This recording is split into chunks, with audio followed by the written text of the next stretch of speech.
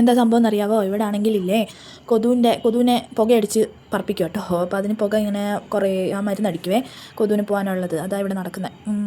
ആഴ്ചയിൽ ഒക്കെ കൂടി ഇരിക്കുമ്പോൾ ഇവരിങ്ങനെ ചെയ്യും. അതാകുമ്പോൾ നമുക്ക് വലിയ കൊതുവിൻ്റെ ശല്യമല്ല. ചില സമയത്തൊക്കെ നമുക്ക് ഭയങ്കര കൊതുവിൻ്റെ ശല്യം. അപ്പം ഇങ്ങനെ മരുന്നടിച്ച് കഴിയുമ്പോഴത്തേന് നമുക്ക് വലിയൊന്ന്. പക്ഷേ കൊതുവിൻ്റെ ശല്യം വലുതായിട്ട് കാണത്തില്ല, എന്നാലും ഭയങ്കര സ്മെല്ലാട്ടോ ഇതിന്.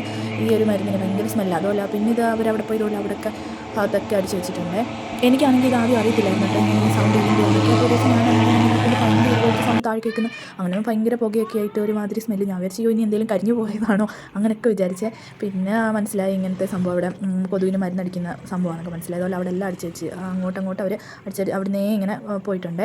എല്ലായിടത്തും അവർ ഫുള്ള് കറങ്ങി ഇതിൻ്റെ മരുന്നടിക്കും. ഈ തണുപ്പ് സമയത്ത് ഇവിടെ ഭയങ്കര കൊതുവാണ്. തണുപ്പ് കഴിഞ്ഞിട്ട് ഈ സമയത്ത് ചൂടങ്ങോട്ടായി നല്ലോണം ചൂടൊക്കെ കഴിയുമ്പോൾ വലിയ കൊതുവില്ല.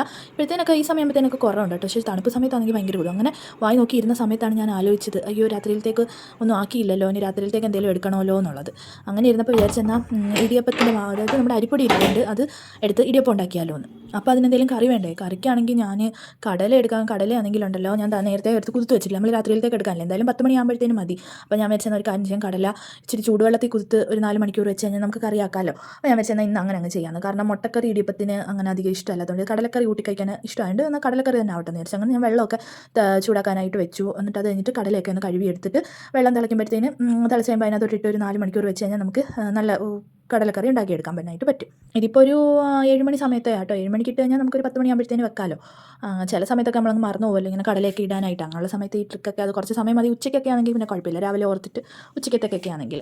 അങ്ങനെ വെള്ളമൊക്കെ ചൂടായ ശേഷം തിളച്ച ശേഷം കടലയൊക്കെ എടുത്തിട്ട് നമ്മളങ്ങനെ കടല സെറ്റാവാനായിട്ട് അങ്ങ് മാറ്റി വെച്ചു. പിന്നെ നമുക്ക് ഇതുപോലെ ഇടിയപ്പം ഉണ്ടാക്കണ്ടേ. ഇടിയപ്പം ഉണ്ടാക്കാനായിട്ട് ഞാൻ സത്യം പറഞ്ഞുണ്ടല്ലോ അരിപ്പൊടി നോക്കിയപ്പോൾ അരിപ്പൊടി കണ്ടില്ല. അരിപ്പൊടി തീർന്നു പോയി. ഞാൻ ഓർത്തില്ല ഉണ്ടായിരുന്നെന്ന് വിചാരിച്ചാണ് ഞാൻ എടുത്തത്. അപ്പോൾ പിന്നെ എന്ത് ചെയ്യും, ഞാൻ പിന്നെ ആണെങ്കിൽ ബ്ലിങ്കിറ്റിൽ ഓർഡർ ചെയ്ത് 8 മിനിറ്റ് ഡെലിവറിയാണ് പറയുന്നത്. അപ്പോൾ 8 മിനിറ്റിനുള്ളിൽ നമുക്ക് സംഭവം കയ്യിലെത്തും. പക്ഷേ മിനിമം ഓർഡർ 200 ചെയ്ത് കഴിഞ്ഞാൽ നമുക്ക് ഡെലിവറി ചാർജ് കൊടുക്കണ്ട. 200 കുറവാണെങ്കിൽ നമ്മൾ 30 രൂപ ഡെലിവറി ചാർജ് കൊടുക്കണം. അങ്ങനെ ഞാൻ ബ്ലിങ്കിറ്റിൽ നിന്ന് അരിപ്പൊടിയൊക്കെ വാങ്ങിച്ചു, കൂടെ ഒരു കവർ പാലും കൂടെ വാങ്ങിച്ചു. നമ്മളിവിടെ ഉപയോഗിക്കുന്ന പിങ്ക് സാൾട്ട് കേട്ടോ, അതാ ഹെൽത്തി എന്നൊക്കെ പറയുന്നു, അറിയത്തില്ലല്ലോ. നമ്മൾ ഒരു പ്രാവശ്യം ഓരോരുത്തരോരോന്നൊക്കെ പറയുന്നത്, അത് കേട്ട് നമ്മളങ്ങ് ചെയ്യും. എന്തായാലും അങ്ങനെ ഇടിയപ്പത്തിന് കുഴച്ചപ്പോഴാണ് ഇടിയപ്പത്തിന് അരിപ്പൊടി എടുത്തപ്പോഴാണ് സംഭവം പണിയായിപ്പോയത്. എന്താണെന്ന് വെച്ചാൽ ഇത് അരിക്കാൻ അരിപ്പ വേണ്ടേ. അരിപ്പ ഞാൻ പിന്നെ ചായ അരിപ്പയ്ക്കകത്താണ് കുറേശ്ശെ ആയിട്ട് ഇതെടുത്ത് അരിച്ചെടുത്ത് ഞാൻ പിന്നെ ഇച്ചിരി വെള്ളം ഒഴിച്ചുകൊണ്ട് എനിക്ക് എന്തോ ഒരു ഇനി ശരിയാവുമോ, ദൈവമേ കുളമാവുമോ എന്നൊക്കെയുള്ള ഒരു കൺഫ്യൂഷൻ. മറ്റേ എല്ലാ ചോറിനകത്ത് ചോറ് കൂടി സാമ്പാർ കൂടി ചോറ് ഒഴിക്കുമെന്ന് പറയുന്നതിൻ്റെ കൂട്ട് അയ്യോ അരിപ്പൊടി ഇട്ടു, പിന്നെ വെള്ളം ഒഴിച്ചു, പിന്നെ അത് വെള്ളം കൂടിയപ്പോൾ പിന്നെ അരിപ്പൊടി ഇട്ടു, ഒന്നും പറയണ്ട. അങ്ങനെ അടുക്കളയും കുളമായി, ഇടിയപ്പവും കുളമായി പോകുമെന്നൊക്കെ ഞാൻ വിചാരിച്ചേ. അങ്ങനെ ഞാൻ കുഴച്ചൊക്കെ ഒരുവിധമൊക്കെ ആക്കി വെച്ചെന്നൊക്കെ വേണമെങ്കിൽ പറയാം. അങ്ങനെ എനിക്കിത് ആയി വരുന്നിടം വരെയും ടെൻഷനാണ്. നമ്മളിത് മാത്രം എടുത്തിന് കുളമായി കഴിഞ്ഞ് കഴിഞ്ഞാൽ പിന്നെ എന്തോ ഉണ്ടാക്കും. പിന്നെ ഞാൻ ചപ്പാത്തി ഉണ്ടാക്കണ്ടേ. എനിക്ക് ചപ്പാത്തി നമ്മൾ കുറേ ദിവസം കഴിക്കുമ്പോൾ അങ്ങ് ചില ഇടയ്ക്കൊക്കെ അങ്ങ് മടുക്കും. അങ്ങനെ പിന്നെ എന്തായാലും അത് കുഴച്ച് മാറ്റി വെച്ച് കേട്ടോ.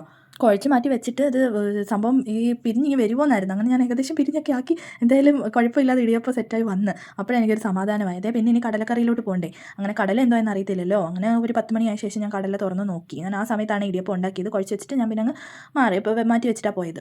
പിന്നെ ഇനി കടലക്കറി ഉണ്ടാക്കാനായിട്ട് നമ്മൾ പെട്ടെന്ന് കടലക്കറി ഉണ്ടാക്കിയെടുക്കാൻ വേണ്ടിയിട്ടാണ് സാധാ ചെയ്യുന്ന പോലെ തന്നെ തേങ്ങയൊന്നും അങ്ങനെ വറുത്തരച്ചൊന്നും ഇടുന്നില്ല. സാധാ മുളക് വെച്ച് മാത്രമുള്ള കറിയാണ്. കുക്കറിനകത്തിട്ട് നമ്മൾ കഴുകിയിട്ട് കടല അങ്ങോട്ട് ഇട്ട് കൊടുത്തു. പിന്നെ അതിനകത്ത് ഇഞ്ചി, വെളുത്തുള്ളി, തക്കാളി, സവാള ചെറിയ ഉള്ളിയാണ് ഞാൻ ഇട്ടത്. അതെല്ലാം കൂടി ഇട്ട് പിന്നെ മഞ്ഞപ്പൊടി, ഉപ്പ് ഇട്ടിട്ട് അടച്ച് വിസിലടിക്കാനായിട്ട് വെച്ചു. കുറച്ച് തോനെ വിസിലടിക്കണം കേട്ടോ.